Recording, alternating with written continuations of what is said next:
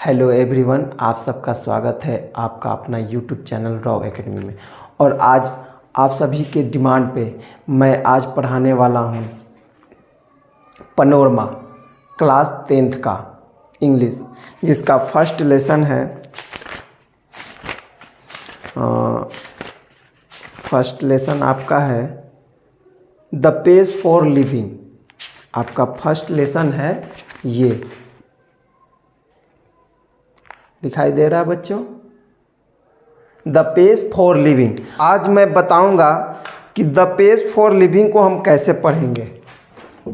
तो आइए बोर्ड पे आते हैं। द पेज फॉर लिविंग, ये आपका फर्स्ट लेसन है, यानी फर्स्ट चैप्टर है, जिसका नाम है द पेज फॉर लिविंग। जिसका नाम क्या है बच्चों? The page for living.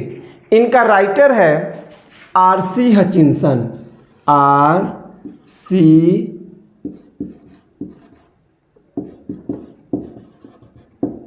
Hutchinson.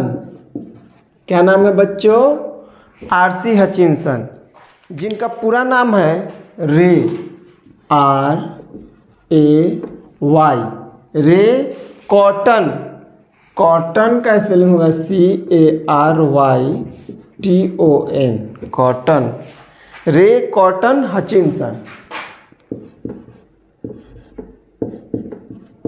Hutchinson, रे कॉटन हचिंसन।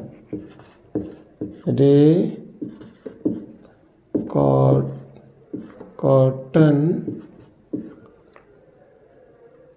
हचिंसन।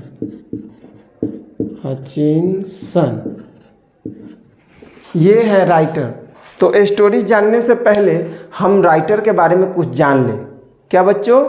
तो 10th क्लास का बुक पनोरमा का फर्स्ट लेसन है द पेज फॉर लिविंग, जिनका राइटर है आर.सी. हचिंसन। यूट्यूब पे बहुत सारी वीडियो मिलेंगी जिस पे बताया जाता है कि द पेज फॉर लिविंग एक ऐसे है, कहीं लिखा होगा एक स्टोरी है। हम आपको बताते हैं कि ये क्या है। ये स्टोरी है। क्या है बच्चों? स्टोरी। ऐसे नहीं है, ऐसे ये बिल्कुल नहीं है, ये एक स्टोरी है। ये क्या है बच्चों? स्टोरी है। और हम जानते हैं हचिंसन के बारे में कुछ।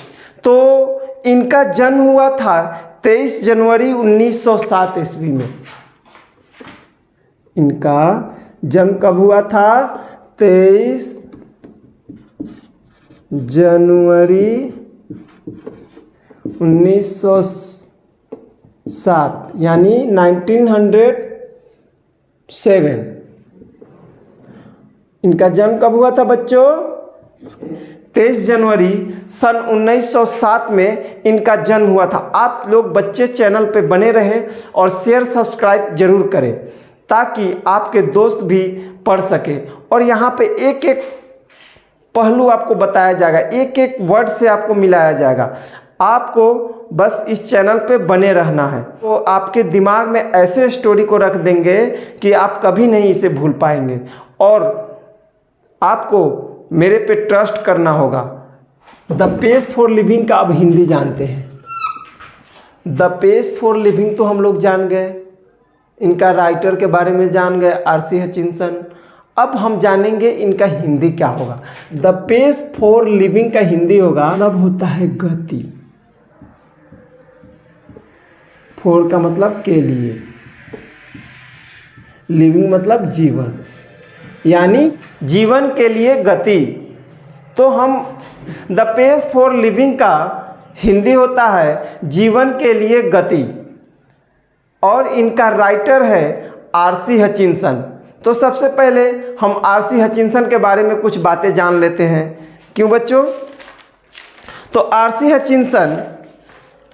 हचिंसन जो है एक ब्रिटिश नोवेलिस्ट है। आर.सी. हचिंसन का जन्म कब हुआ था? तो आर.सी. हचिंसन का जन्म 23 जनवरी सन 1907 ईस्वी में हुआ था।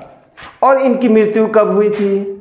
तो 3 जुलाई 1975 को, 3 जुलाई 1975 को, 3 जुलाई सन 1975 को इनकी मृत्यु हो गई थी। किनकी मृत्यु हो गई थी? RC Hutchinson. किनकी मृत्यु हो गई थी? आरसी हचिंसन का। आप वीडियो पे बने रहे, एक एक चीज बताऊंगा। राइजिंग बुक है, ये शॉर्ट लिस्टेड हुआ था किसके लिए? तो बुकर प्राइज के लिए। बुकर IZE PRIZE, ये जो इनका राइजिंग बुक था शॉर्ट लिस्टेड हुए थे किस चीज के लिए? तो बुकर प्राइज के लिए।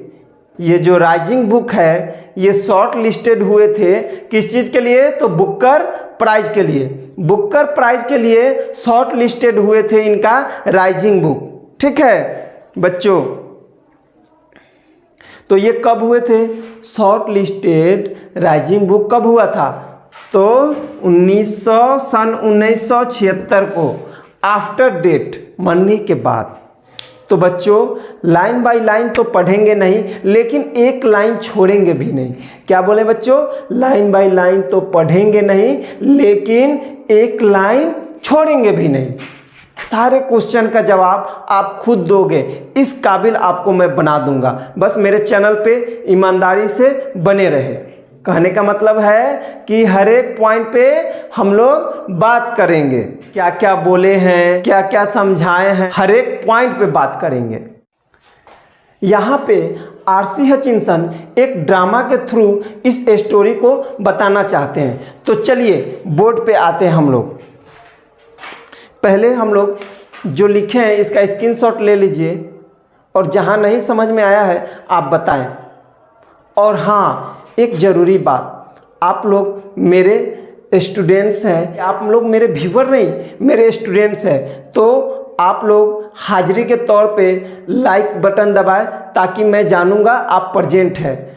लाइक नहीं होगा तो जानूंगा अब्सेंट है। और कमेंट में अपना नाम और एड्रेस ज़रूर दें ताकि मैं यहाँ आपका नाम नोटिस कर लूँ। अब चलिए आगे बढ़ते हैं। इसको आप लोग स्क्रीनशॉट ले लिए हैं, मिटा दूँ? ठीक।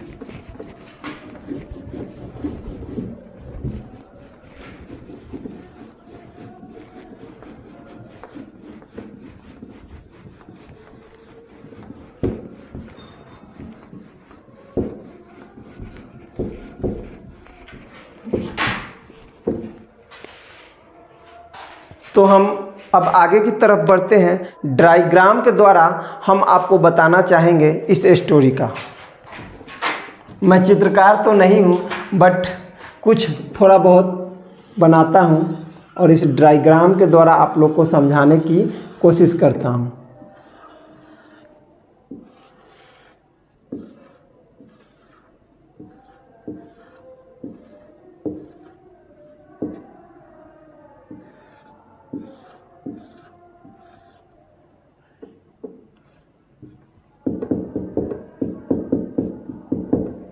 ये आपके हैं, इनका नाम क्या है? इल्डरली कॉर्न मर्चेंट। ये हैं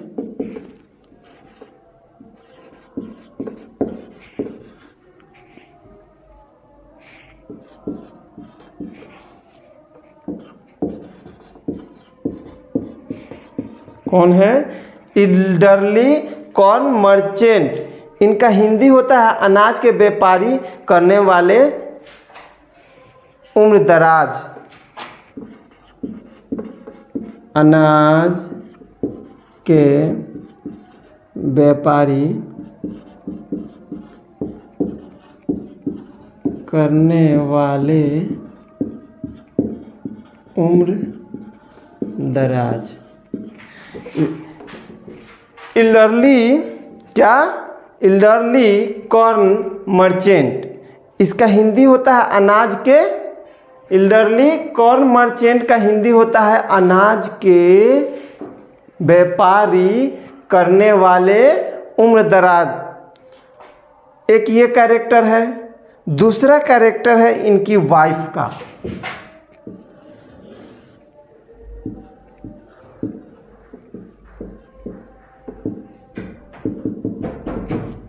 दूसरा कैरेक्टर क्या है? इनके वाइफ का। इनके वाइफ के बारे में बताते, डायग्राम के द्वारा हम आपको समझाने की कोशिश करेंगे। दूसरा है वाइफ है इनकी। ये कौन है? वाइफ यानी धर्मपत्नी। ये है इनकी वाइफ। ये कौन है? वाइफ है। किनकी वाइफ है? अनाज के व्यापारी करने वाले उम्रदराज जो है व्यक्ति, इनके वाइफ है। ये 3 कैरेक्टर दर्शाया है इस स्टोरी में आरसी हचिंसन ने। एक हो गया एल्डरली कॉर्न मर्चेंट, दूसरा उनका वाइफ, तीसरा है नेफ्यू यानी उनका भतीजा। तीसरा कौन है? नेफ्यू यानी उनका भतीजा। ये है जनाब भतीजा साहब। ये कौन है?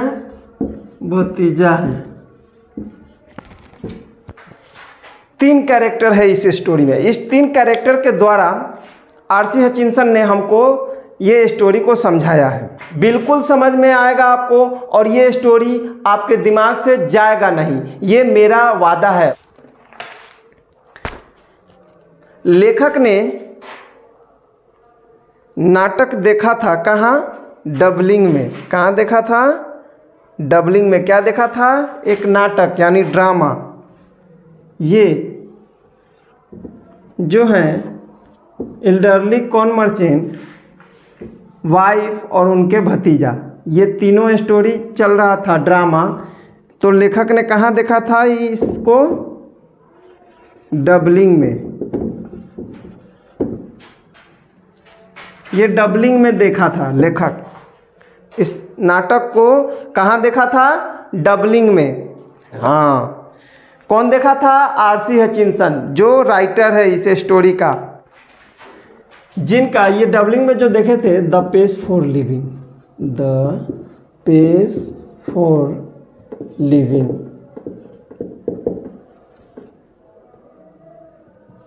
द पेज फॉर लिविंग जो स्टोरी है, ये ड्रामा देख रहे थे कहाँ? डबलिंग में। कौन देख रहे थे? तो आरसी हचिंसन जो इनका राइटर है, आरसी हचिंसन, ये देख रहे थे। तो ड्रामा में मुख्य कैरेक्टर बेचारे आपको दिख रहे हैं। ये बहुत सारे टेंशन से घिरा हुआ था। कौन घिरा हुआ था? Elderly corn merchant. ठीक है बच्चों, समझ में आ रही है? Otherwise his man of many has and हैक्सबिटीज, यानी बहुत सारी समस्याओं से ये बेचारे घिरे हुए थे। ठीक है, रीजन क्या था? यानी लेखक ध्यान दिलाना चाहते हैं किस पे? मॉडर्न मैन पे, यानी आधुनिक युग के आदमी पे। ये जो है आधुनिक युग के आदमी है, इन पे लेखक ध्यान दिला रहे हैं। लेखक कह भी रहे हैं कि कैप्चर्स, क्या कह रहे हैं? कैप्चर्स मीन्स ध्यान डालिए। लेखक क्या कह रहे हैं? कैप्चर मतलब ध्यान डालिए। कहाँ ध्यान डालिए? दृष्टि डालिए। कहाँ दृष्टि डालिए? उस व्यक्ति पे। कहाँ? उस व्यक्ति पे। किस व्यक्ति पे? यही एल्डर कॉर्न मर्चेंट। कहानी लेखक जो हैं इसी के इर्द गिर्द घुमा रहे हैं। और ये जो मॉडर्न मैन है, modern man, agony of modern man, ये जो एगोनी ऑफ मॉडर्न मैन है, इसका हिंदी होता है चिंताओं से, बहुत सारे चिंताओं से घिरा हुआ व्यक्ति। ये जो एगोनिक मॉडर्न मैन है, ये बहुत सारी चिंताओं से घिरा हुआ है। समझे? क्या समझे? ढेर सारी चिंताओं से घिरा हुआ है। कौन? कौन घिरा हुआ है? Elderly corn merchant. ठीक है, लेखक ये दिखाना चाहते हैं इस व्यक्ति को ढेर सारी चिंताएं थी। आप देख लीजिए, इसका जो भतीजा था ये इन्हें चीट करता था। इसका जो भतीजा था इन्हें क्या करता था? चीट करता था, यानी ठगता था। किनको ठगता था? तो एल्डरली कॉर्न मर्चेंट को। कौन ठगता था? इनका भतीजा। दूसरी चीज, जो इनकी पत्नी थी, धर्मपत्नी, जो इनकी धर्मपत्नी थी, भाई आप लोग बुरा मत मानिएगा, आप लोग भाई किसी का धर्मपत्नी देख रहे होंगे तो बुरा नहीं मानिएगा, मेरा निगेटिव मत लीजिएगा। मेरे कहने का मतलब है कि किसी का जो धर्मपत्नी होती है वो थोड़ा ताम झाम करवे करती है। किसी की भी पत्नी हो वो थोड़ा ताम झाम करवे करती है। डैट मीन्स कहने का मतलब है कि आप लोग को भी फ्यूचर में शादी होगी तो जो इनके धर्मपत्नी थी वो प्रत्येक हॉलीडे को क्या 10 यूरो खर्चा करती थी। क्या करती थी? 10 यूरो खर्चा करती थी। 10 यूरो खर्चा करती थी। 10 यूरो इट मीन्स यहाँ का पैसा हो गया 600 रुपये। 10 यूरो का मतलब हुआ लगभग 600 रुपये। 10 यूरो का मतलब क्या हुआ? लगभग 600 रुपये। तो इनके धर्मपत्नी प्रत्येक हॉलीडे, मतलब जो बड़े शहर में नहीं रहते थे, ये बड़े शहर के किनारे एक छोटा सा गांव था उसमें रहते थे। और एल्डरली कॉर्न मर्चेंट का लगभग उम्र था 30 प्लस। इनका एज क्या था? 30 प्लस। किनका एज 30 प्लस था? एल्डरली कॉर्न मर्चेंट का। ऐसा नहीं था कि ये तेज गति पसंद नहीं करते थे, कुछ फील्ड में ये तेज गति पसंद करते थे। 90 की स्पीड में कार चलाना, वो भी किसी और का ये 90 की स्पीड में कार चलाना पसंद करते थे और वो भी किसी और का कार होगा तो और ज़्यादा मज़ा आएगा। किसी और का कार होगा तो और ज़्यादा मज़ा आएगा। और देखिए ये क्या चाहते थे? रात का भोजन लंदन में करना और दिन का भोजन न्यूयॉर्क में करना। देखिए कितना फास्ट सोचते थे। जब मैं छोटा था तो उस समय नोकिया का बटन वाला मोबाइल चलता था। आज देखिए एंड्रॉयड मोबाइल आ गया है, एक पे एक कैमरा आ गया है, तो कितना प्रोग्रेस हुआ है। तो जो एक हवाई जहाज़ है 1000 घंटा प्रति आवर्स, 1000 घंटा प्रति आवर्स यानी 1 घंटे में 1000 दूरी तय करता था। एक हवाई जहाज जो है 1 घंटे में 1000 किलोमीटर चलता है। इतना फास्ट था। लेखक मन में सोचते हैं कि ऐसा नहीं कि मैं तेज गति को हर एक फील्ड में नहीं पसंद करता हूँ, कुछ ऐसा भी फील्ड है जहां मैं तेज गति को पसंद करता हूं। ये दुनिया इतनी फास्ट है कि कभी कभी उन्हें लगता है कि वो बहुत पीछे हैं। दुनिया जितनी फास्ट चल रही है उस मामले में वो पीछे हैं। कभी कभी उन्हें ऐसा लगता, कभी कभी वो सोचते हैं कि मैं उस जनजाति से बिलोंग करता हूँ। जनजाति का इंग्लिश होता है TERRIPE,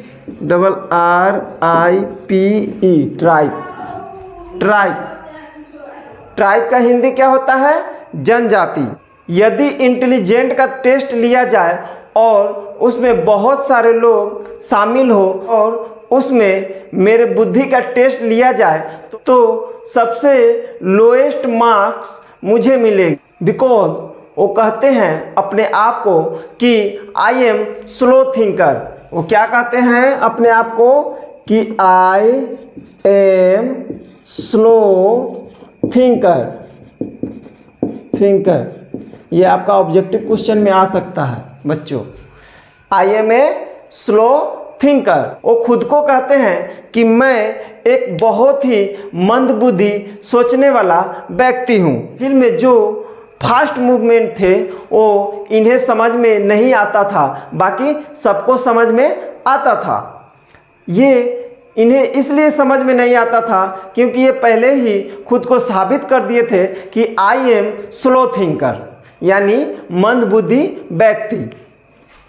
तो इन्होंने अपने पत्नी के कान में जाकर फुसफुसा रहे हैं, यानी विस्पर। ये इन्होंने अपने पत्नी के कान में जाकर फुसफुसा रहे हैं कि ये जो हीरोइन है जिसे हमने शुरू में देखा था, क्या ये वही है? तो उनकी पत्नी बोलती है, धत तेरी के, आपको इतना समझ में नहीं आ रहा है। इस फिल्म में 3 हीरोइन हैं। कितने हीरोइन हैं? 3। और हीरो कितने हैं? 1। हीरो कितने हैं? 1। और हीरोइन कितनी है? 3। देखिए बेचारे को कितने प्रॉब्लम हो रहे हैं। 3 हीरोइन, इनको एक ही जैसा लग रहा है। तो इनकी पत्नी ने इन्हें समझाया कि ये देखिए ABC 3 हीरोइन है, एक है A, दूसरा कौन है B, तीसरा कौन है C। 3 हीरोइनें हैं इस फिल्म में। और हीरो कितने हैं? 1।